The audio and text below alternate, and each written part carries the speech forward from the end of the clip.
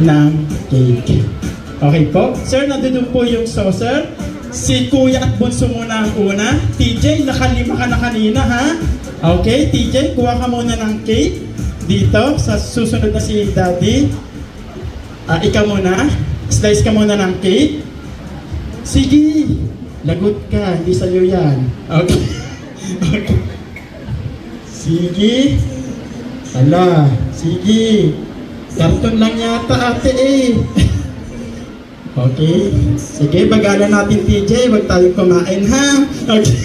Siyempre, unting songs. TJ, please. Ayan. Sige. Kahit onti lang.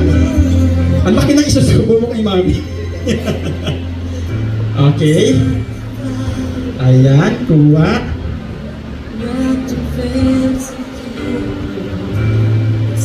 Lagyan mo na rin si Daddy para ready na siya later.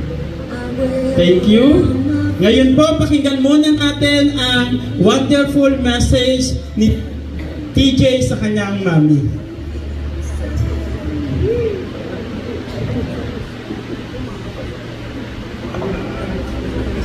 TJ, may microphone tayo. Thank you.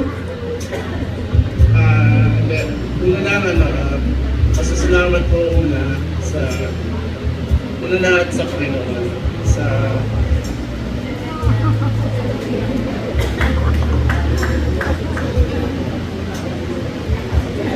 Sige, TJ, umayak ka pa. Gutom na kami.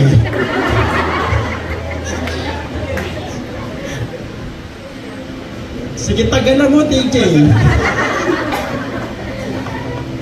Kaya yun lang, sa Panginoon unang-una, kasi kung di dahil sa Kanya, wala tayong lahat dito ngayon. Salamat.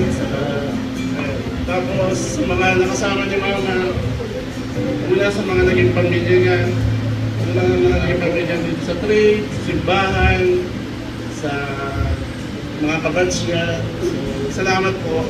Yan. Tapos,